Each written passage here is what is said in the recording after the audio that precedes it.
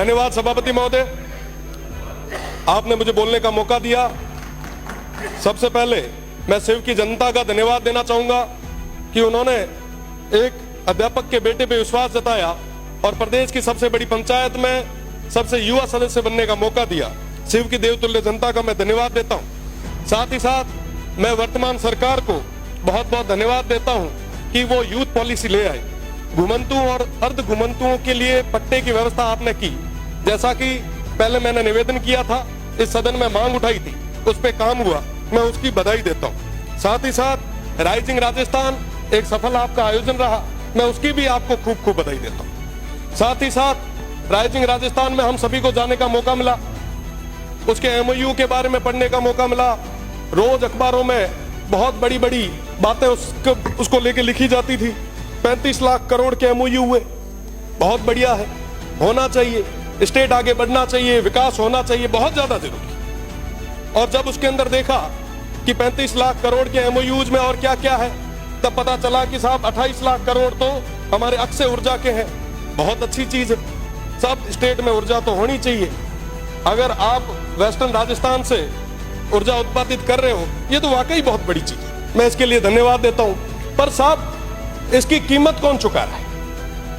इसकी कीमत आज के समय में वो सीमांत के लोग चुका रहे हैं। उस अक्षय ऊर्जा के नाम पे आप जितनी भी बिजली जनरेट कर रहे हो, आप बताएं कि इस स्टेट को क्या मिल रहा है उसके बदले। पावर ग्रिड से हम आंध्रा को, तेलंगाना को, बाहर देश के अलग अलग राज्यों को बिजली दे रहे हैं। क्या हमारे किसानों को पूरी बिजली आज हम दे पा रहे हैं क्या? पेल घर में ना जिका चीज जरूरत है उरी तो पूर्ति आप कराओ। आज के समय में हमारे किसानों को कहीं बिजली नहीं मिल पा रही। जो जमीन थोड़ी बहुत बची थी, ओरण और गोचर, उसको भी आपने पूरे तरीके से मल्टीनेशनल कंपनीज के चरणों में रख दिया। आज पूरे किसान बहुत ज्यादा परेशान, पर उनकी बात कोई नहीं कर।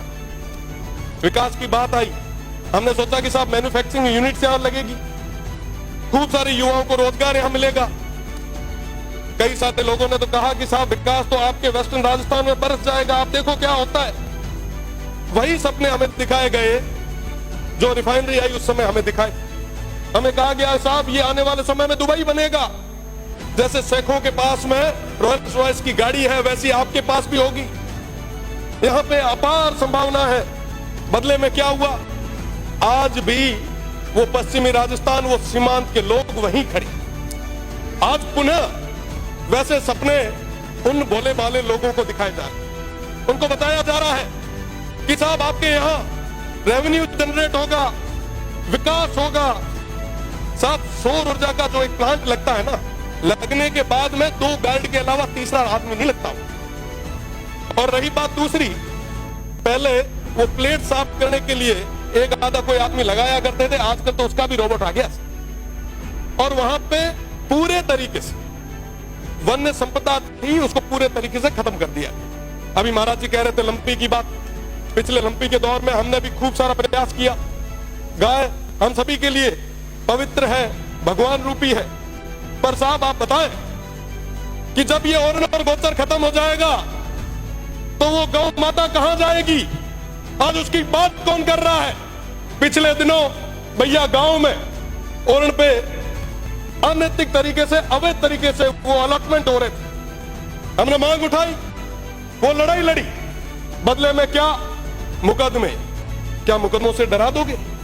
क्या मुकदमों से दबा दोगे? मैं आपको कहना चाहूंगा कि वाकई अगर आप चाहते हो, वाकई अगर आप युवाओं के साथ हो, वाकई आप अगर किसानों के साथ हो, मैं आपसे निवेदन करना चाहूंगा कि आप 70% अनस्किल्ड और सेमी स्किल्ड में प्राइवेट जॉब्स में रिजर्वेशन लाए और कहें कि साहब जहां पे ये काम हो रहा है वहां के युवाओं को हम वरीयता देंगे। आप लाए? आप नहीं ला पाएंगे। मैं चैलेंज करता हूं, अगर आप ले आ पाए तो आप कहोगे वहां खड़े रहने के लिए हम लोग तैयार। साहब आज इस तरीके से आप ये जो काम कर रहे हैं वाकई बहुत दुखद है। लाखों की संख्या में खेजड़ियां कट रही है, वन्य संपदा खत्म हो रही है। आप याद करो तेजाजी महाराज को, बाबू जी को, हडबू जी को, अमृता देवी जी को, जंबेश्वर भगवान को, सब पर्यावरण के लिए उन्होंने कीजिए। पर्यावरण के लिए उन्होंने क्या क्या नहीं किया, पर आज बदले में क्या हो रहा है?